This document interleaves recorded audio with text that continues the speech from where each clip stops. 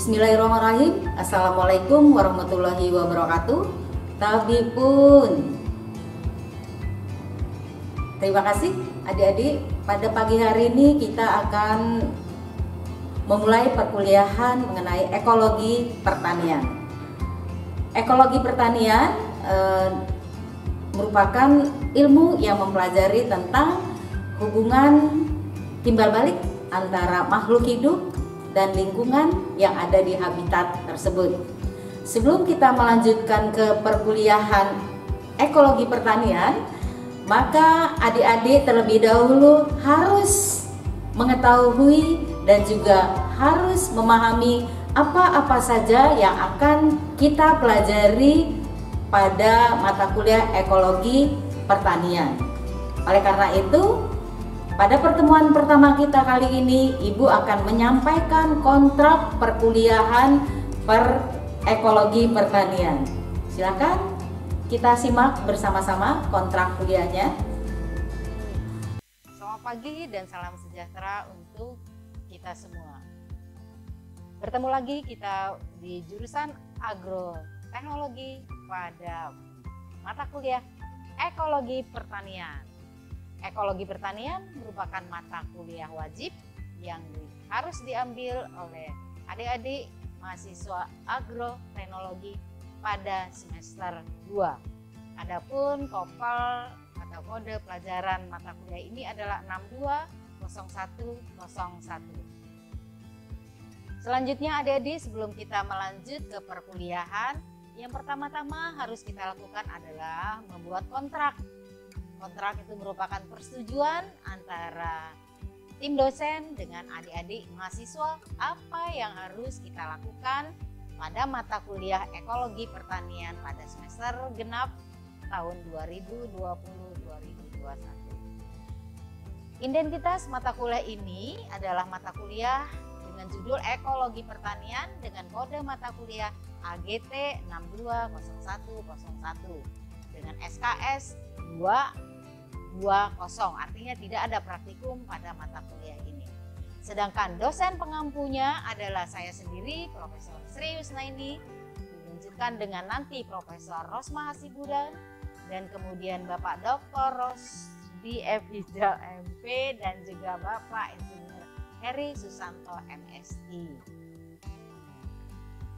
Nah, adik-adik, mata kuliah ini berisikan pengertian dan prinsip-prinsip dasar ekologi di dalam ekosistem pertanian, keterkaitan lingkungan biotik dan abiotik pada ekosistem pertanian dengan keberlanjutan produksi pertanian akan dibahas secara rinci, begitu juga dampak pertanian yang dilakukan secara intensif juga akan dipelajari.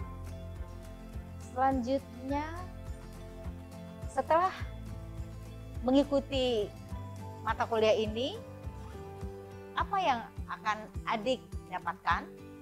Jadi setelah menyelesaikan mata kuliah ini, adik-adik harus mampu memahami prinsip-prinsip dasar ekologi dan penerapannya di dalam ekosistem pertanian, sehingga pertanian dapat berlangsung secara berkelanjutan. Adapun indikator capaian pembelajaran, yang pertama bahwa setelah mengambil mata kuliah ini, adik-adik harus mampu menjelaskan pengertian dan prinsip-prinsip dasar ekologi di dalam ekosistem pertanian atau agroekosistem.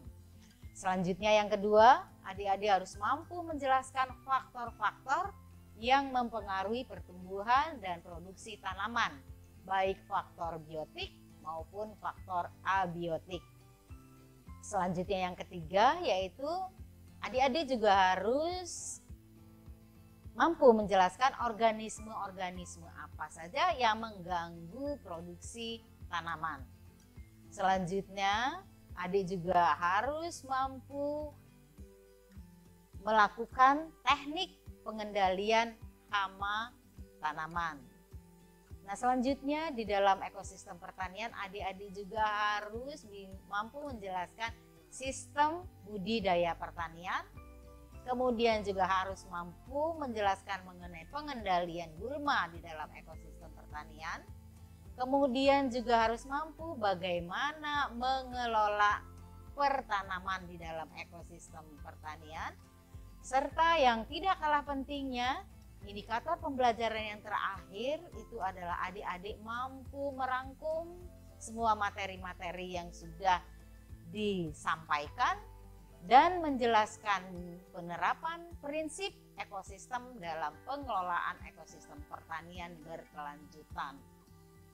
Jadi untuk mencapai indikator yang telah disampaikan tadi, di dalam perkuliahan ini strategi pembelajaran yang akan disampaikan melalui metode ceramah dengan menggunakan alat bantu pengajaran berupa PowerPoint, kemudian ada gambar-gambar serta video, kemudian melakukan diskusi, presentasi kelompok, dan tugas terstruktur.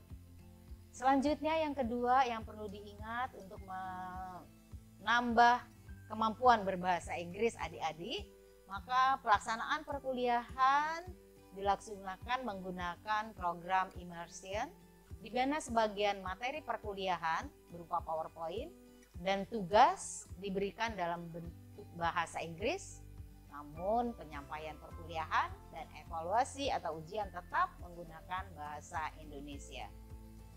Tidak kalah penting lagi bahwa tatap muka dilakukan sebanyak 16 kali pertemuan yang terdiri dari 100 menit tatap muka per pertemuan dengan metode ceramah, diskusi, presentasi atau solving problem di lapangan serta pemberian tugas berupa makalah dan presentasi makalah. Selanjutnya, mahasiswa wajib mengikuti seluruh kegiatan perkuliahan dan dibolehkan mengikuti ujian akhir jika memenuhi kehadiran minimal 80%.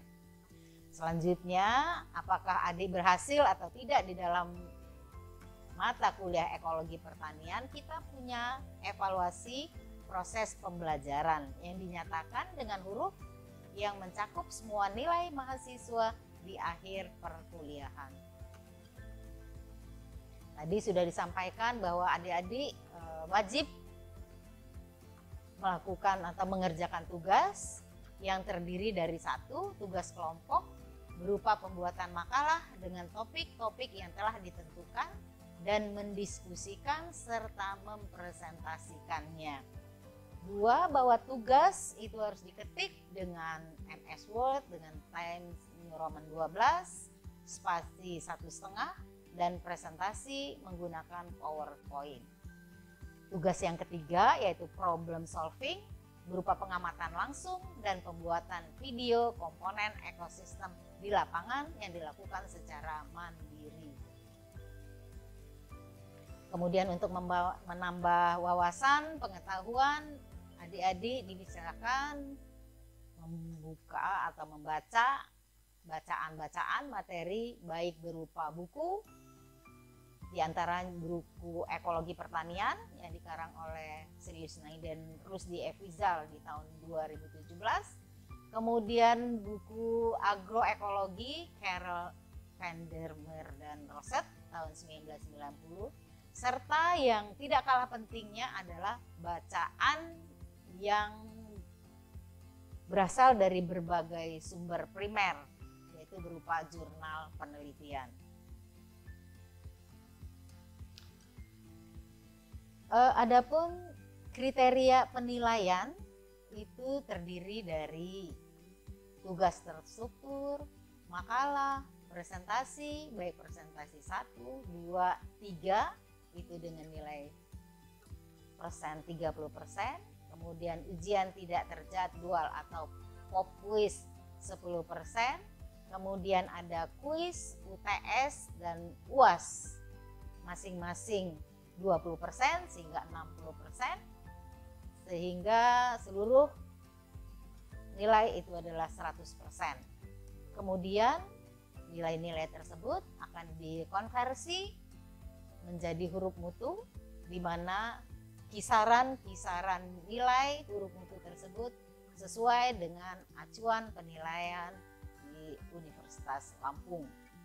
seperti yang tertera di kriteria penilaian di PowerPoint ini. Selanjutnya topik bahasan yang akan disampaikan pada mata kuliah ini, yaitu yang pertama itu sudah pasti kuliah pembuka, berisi pendahuluan, kemudian kontrak perkuliahan, pemberian tugas atau makalah, serta pemutaran video pertanian ramah lingkungan. Lanjut pertemuan kedua yaitu faktor abiotik dan sifat tanah yang mempengaruhi tanaman. Pertemuan ketiga mengenai energi dan daur hara di dalam ekosistem pertanian. Pertemuan keempat mengenai identifikasi lapang ekosistem pertanian, di mana di sini kita akan melakukan diskusi berdasarkan hasil video yang adik-adik sudah buat. Selanjutnya di pertemuan kelima kita akan melakukan kuis. Kuis pertama itu berisi materi-materi yang telah disampaikan, baik dari video, kemudian dari PowerPoint, maupun hasil diskusi video identifikasi lapang. Selanjutnya akan dilanjutkan dengan dosen berikutnya yaitu Ibu Rosma Hasibuan mengenai serangga, kemudian morfologi, bioekologi dan fungsi, serta pertemuan ketujuh aspek ekologi serangga. Pertemuan ke-8 adalah pengelolaan hama, bagaimana strategi dan konsep pengendaliannya. Yang ke-9 adalah bagaimana cara mengendalikan hama, pengganggu tanaman tersebut, baik secara kultur teknis, pestisida dan musuh alami, serta pengendalian hama secara terpadu. Selanjutnya di pertemuan ke-10 kita ada ujian tengah semester. Selanjutnya setelah UTS kita akan beralih ke dosen selanjutnya yaitu Bapak Dr. Rusdi Efijal ataupun Pak Heri Susanto dengan materi yang pertama di pertemuan 11 itu adalah suksesi dan kompetensi tanaman. Kemudian pertemuan ke-12 pola tanam dan rotasi tanam. Pertemuan ke-13 pengelolaan gulma. Pertemuan ke-14 sistem pengairan tanaman. Pertemuan ke-15 pertanian organik dan mulsa. Serta pertemuan ke-16 adalah ujian akhir semester yang akan dilaksanakan bersamaan dengan ujian akhir semester tingkat fakultas. Selanjutnya ini adalah topik-topik yang harus kalian buat dalam bentuk makalah dan mempresentasikan. Topik-topik ini ditampilkan di dalam bahasa Inggris, tetapi kalian nanti membuat makalahnya tetap dalam bahasa Indonesia. Jadi di situ ada nomor 1 sampai 27 itu adalah nomor topiknya, kemudian judul topiknya, kemudian yang terakhir di situ ada kolom nama mahasiswa. Jadi di situ maksudnya nama mahasiswa yang akan memilih topik tersebut. Ya, jadi tidak boleh sama antara mahasiswa yang satu dengan mahasiswa yang lainnya. Silakan dipilih topik-topik tersebut dan silakan membuat makalah, mendiskusikan dan mempresentasikan. Itu saja kontrak kuliah yang harus kita sepakati agar perkuliahan ini menjadi lancar. Terima kasih. Assalamualaikum warahmatullahi wabarakatuh. Demikianlah pertemuan perdana kita hari ini. Ibu tutup dengan Wassalamualaikum warahmatullahi wabarakatuh.